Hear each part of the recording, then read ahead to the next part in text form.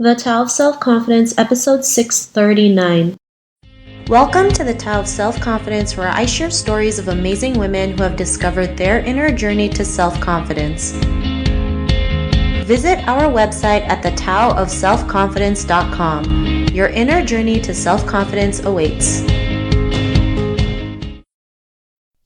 Well, hello, friend. Welcome to the Tao of Self-Confidence, where I share stories of amazing women who have discovered their inner journey to self-confidence. I'm your host today, Sheena Yap Chan, and today I have a phenomenal lady on the show today. She is a business and career coach, and I'm really excited to have her on and share her story with us today on self-confidence. So without further ado, I'm going to introduce you to Elaine Cartas. Elaine, how are you today? Maybe you can fill in a little bit more about yourself to the listeners. Yes, thank you so much for having me. So, I am a business and career coach, and just through my journey, I've been fired 3 times, I've quit twice. I've also successfully changed careers, asked for raises, and started my own business where now I'm creating a Color Your Dreams movement, helping more women of color create their dream career while still being there for their family. Awesome. Well, thanks for sharing that. And Elaine, what's your cultural background? Filipino American. Thanks for sharing that. And what'd be your favorite self-confidence quote? My favorite self-confidence quote, it's more of just believing in yourself above everything else, above anyone else. Thanks for sharing that great quote. And in your own words, how do you define self-confidence? It's being sure you believe in yourself, like I said in the quote before, above anyone else, because it's not about seeking validation. So believing in yourself regardless of the mistakes and the failures that you're going to make along the way, and learning as well. Thanks for sharing that great quote. And I also believe that, believing in yourself is huge, right? If you don't start with that, you're not going to go out there and take the action. And, we go through so many up and downs. We have to keep pushing through no matter what happens. So thanks for sharing that great definition. And Elaine, what was your life like before your discovery of self-confidence? So as a first generation immigrant, I was born into a family of immigrants. So my grandparents, my parents, my uncle, and his aunt, so that's 6 adults. And I just felt the pressure, like I know a lot of your listeners, doing what I was told because they didn't grow up with the same resources and opportunities. So what happened was I was seeking their external validation, right? Coming home with the straight A's, being valedictorian, going for grad school. And it hit me. I'm like, wait, as much as I love them and they've been so supportive, I realized the self-confidence needs to come from within, that it needs to be me that was brave enough to ask for a raise, me that was brave enough to leave a job I no longer loved to a job I did love, because I did get backlash from my own family. Like, why are you leaving this government fundraising job? You have pension. I'm like, because it's not what I love doing. So it was going within for self-confidence rather than going to other people for the validation. Thanks for sharing that. And I think that's something we all can relate, especially like you mentioned, being an Asian family, an immigrant family, they want the best for us, but sometimes, what they think is best for us might not be something that we think is best for us, right? In the end, we know what would be best for us. And then sometimes we're just scared to go out there because we've been so programmed to, do what we're told versus like going out there and doing your own thing, getting, making mistakes along the way, going through the ups and downs. And, what was that point in your life when you realized you were more than enough to go out there and do the things that you love, be the person that you are today? What was that aha moment? The aha moment was, by the way, before I started my business, I had my dream job and a boss and mentor who I adored. So I went to grad school because of her advice, and I'm not blaming her. Like, I'm really grateful. The aha moment was when I graduated grad school. Graduated straight A's, top of my class. Once again, like my whole life, I'm like, hold on. I am doing what everyone else is telling me to do, and I'm not listening to what I want to do. And for the longest time, I've wanted to start my own business. So like what's the worst that could happen?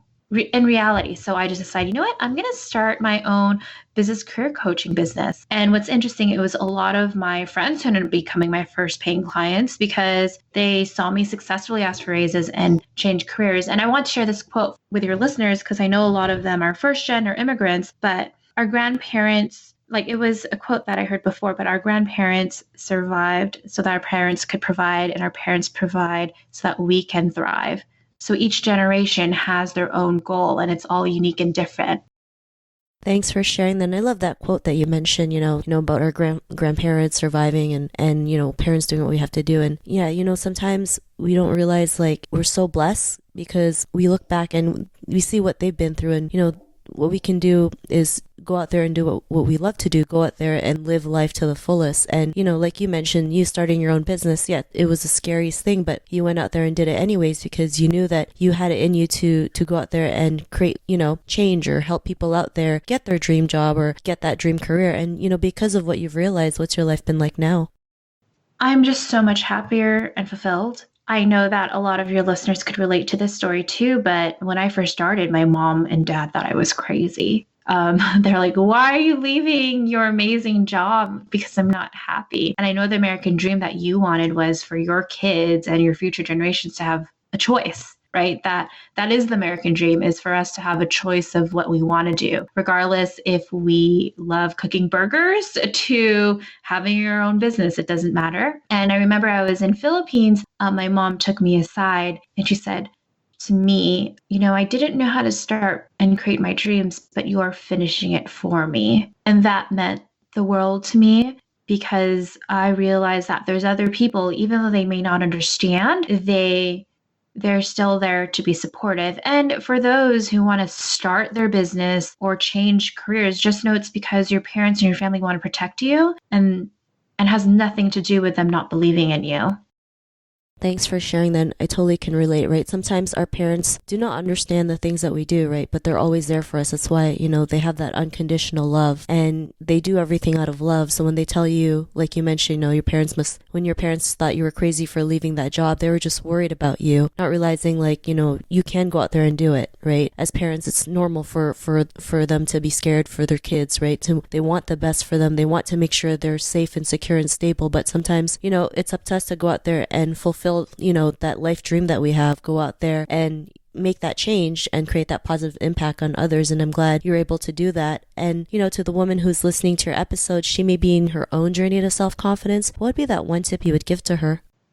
You already know the answer. This is not about seeking validation. It's about being courageous enough and realizing that you need to create that change.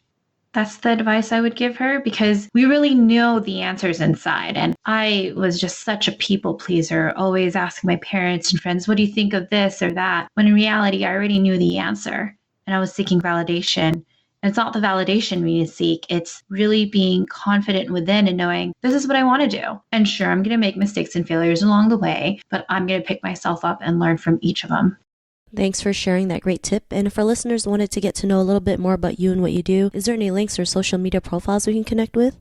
Yes, absolutely. So I have a gift for your listeners, because I know a lot of them want to transition into a new career or changing into businesses. So they could go directly to my main website, which is elainelou.com. It's ELAINELOU.com. It's how to get your first paying clients or change careers. And they could follow me on Instagram at Elaine Lou, ELAINELOU _ on Instagram. Thanks for sharing that. And to our listeners, if you want to connect with Elaine, you can also head on over to thetaoofselfconfidence.com and search for Elaine's name. Her show notes will pop up along with everything else that we talked about. And I really just want to thank Elaine today for taking the time to share her story and tips with us on self-confidence. So thank you so much, Elaine. Thank you. And thank you so much for doing this and having other women around the world share their stories to inspire each other. So I appreciate the work you do, Sheena. Oh, thank you. And thanks again for coming on the show to share your story. I really appreciate it. And to our listeners, be on the lookout for another new episode of another amazing woman's journey to self-confidence. And we'll talk to you soon. Bye for now.